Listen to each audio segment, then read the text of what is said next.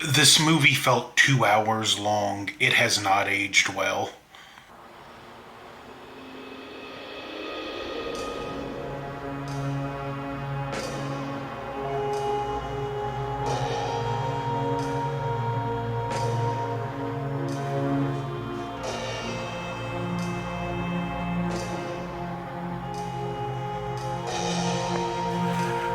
Okay, welcome back to Montober 2025. And I got a very interesting topic today. I want to talk about Halloween 2018, 7 years later.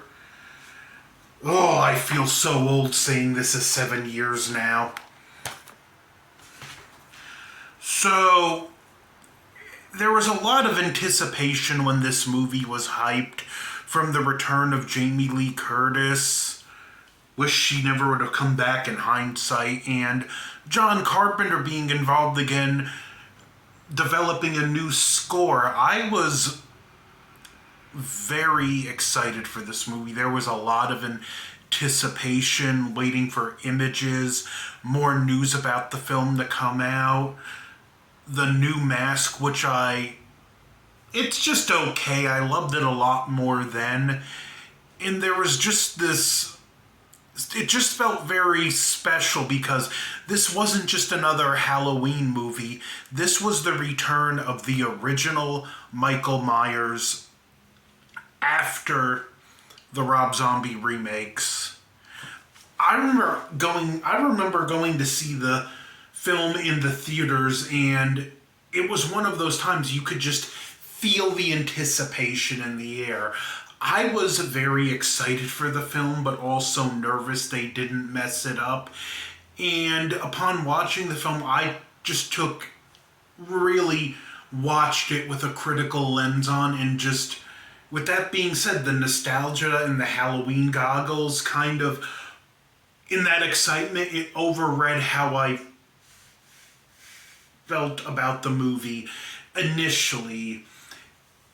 I couldn't wait for the Blu-ray release, and after watching it on Blu-ray a couple times, the flaws really started to show. I found myself liking it less and less, but looking forward to the sequel that was announced, the sequel that would be delayed, and obviously delayed because of the pandemic, and the script obviously tinkered with because of things that were going on during the pandemic, but kills and the subsequent abomination that is ends is irrelevant to this discussion. I'm here to talk about 2018, 7 years later. So how do I feel about watching the film 7 years later?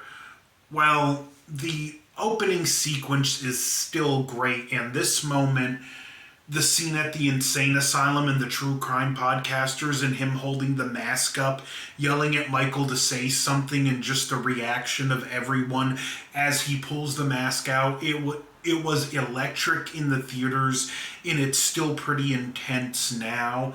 Followed by a amazing opening credits sequence that shows the jack-o'-lantern from the original movie regenerating itself because the first shot is it completely rotted.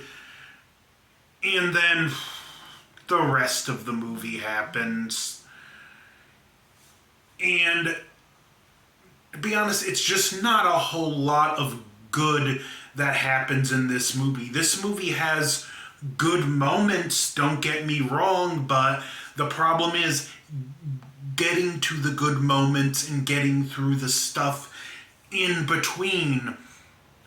Laurie Strode, it's like they wanted her character to be just as paranoid and afraid as she was in Halloween Well, or should I say, it's like they couldn't decide whether they wanted her character to be that way or to be this tough as nails prepper. So they decided to do both, and as a result, they didn't do either one really well, to the point where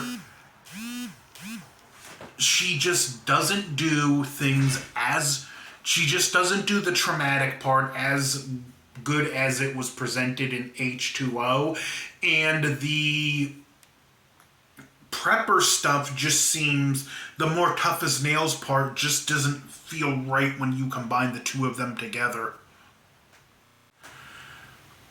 So there's that with the film. Just it left the character of Laurie Strode feeling like this tonally inconsistent mess, as well as the subsequent characters we're introduced to. Karen Strode, who was aggravating, her husband, who I wanted to strangle with his own yo-yo string, and the granddaughter Allison, who was alright in this one and just became more and more unlikable with kills and ends, but again, they're irrelevant to this film.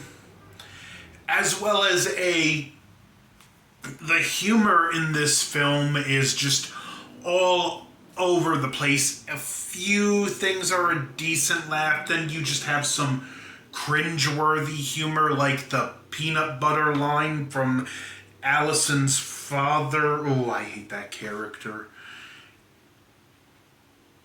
And that's just it. The film just sort of... There are good moments in this film, and let me give them to you. The opening credits, the bus crash scene, Michael getting his mask back, the one-take scene with him walking through the streets, and parts of the final confrontation.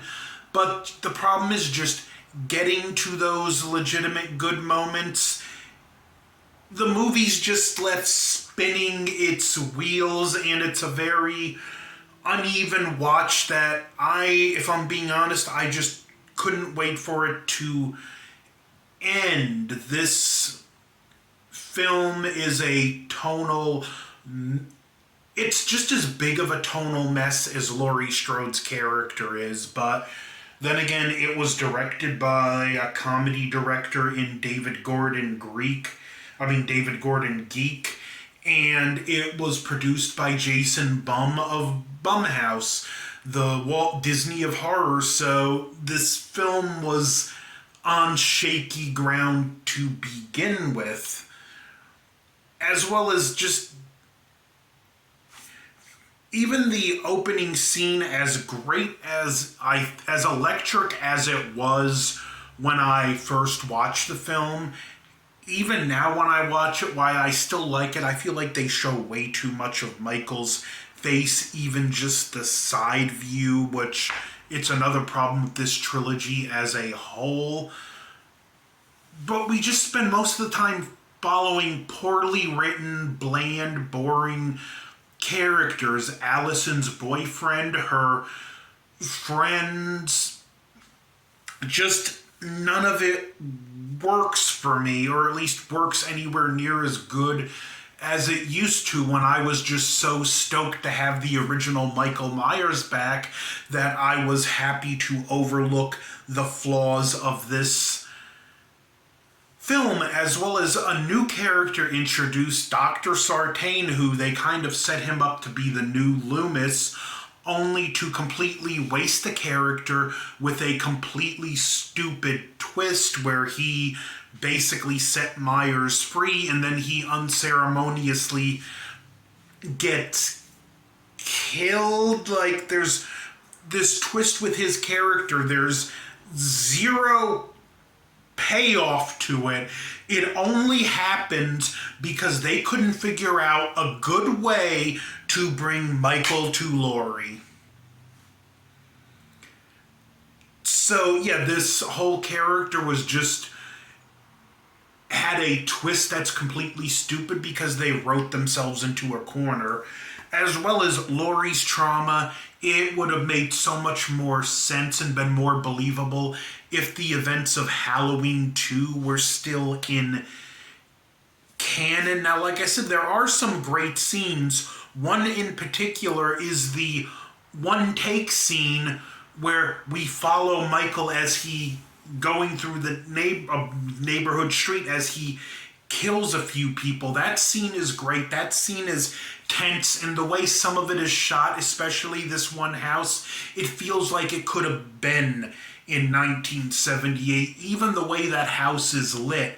If you remember what it was like before LED light bulbs, when we had the old filament incandescent light bulbs, those bulbs lit a house in a certain way, and this scene is lit in like that, and it looks great. But we go from that scene to just more stuff I can care less about, like a high school party that no high school would allow a party to get this wild.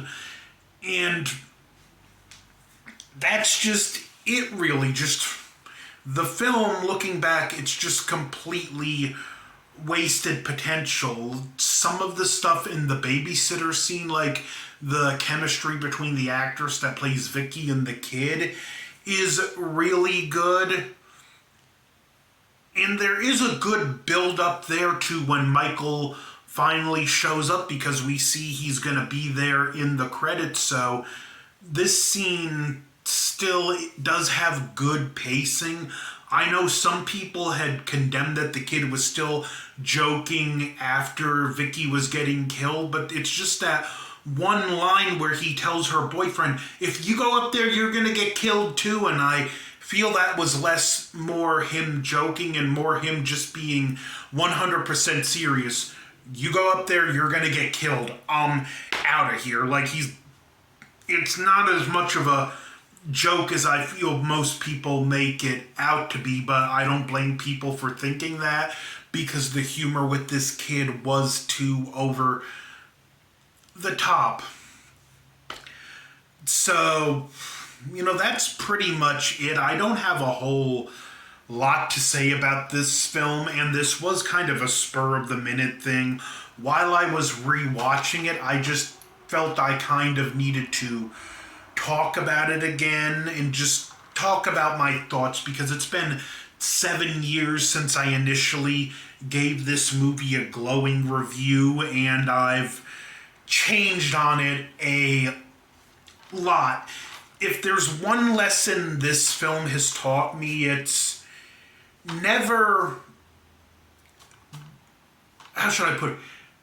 Like, for me, it's like, I don't like to, even though I'll give a movie a recommend fresh out of seeing it, this movie has shown me, hold off on the rating, let the movie settle, let me watch it a few more times after the dust settles, and that's when I would give this film a rating, because once the excitement's gone and the movie settles, I just felt completely different about it. And it happens with other movies. If you look back to my Halloween Kills review, even though I really like that movie, I said I wasn't going to rate it for that very reason. So this movie, as a movie reviewer, has taught me several lessons. So you might say this is a very important movie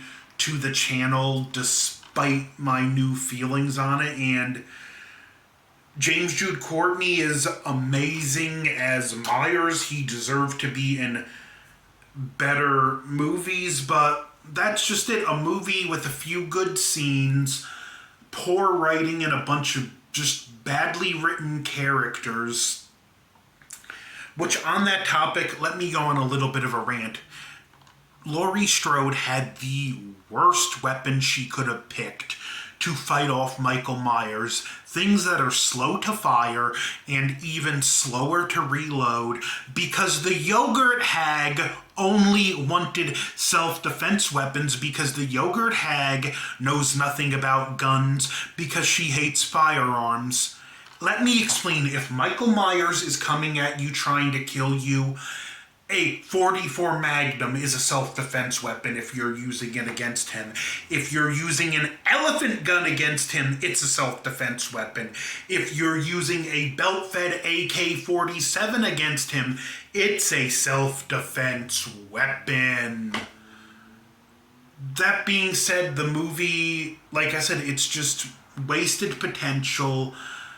It wasn't, why it was entertaining in places, it was not consistently entertaining. A completely inconsistent Laurie Strode.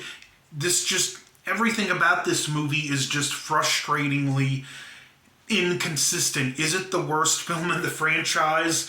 Not even close. Halloween ends by 100 miles, but it's not one I'm going to see myself revisiting that often. In fact, after this watch, if I'm being honest, I think I would put Halloween 5 in before I put Halloween 2018 in. I forget what I rated it when I went to see it in the theater. I think I gave it an A+. That being said, now I would give it maybe a C or a 5 out of 10. So that's my thoughts on Halloween 2018, 7 years later. What are your thoughts? Tell me down below. Like, share, comment, subscribe, over and out.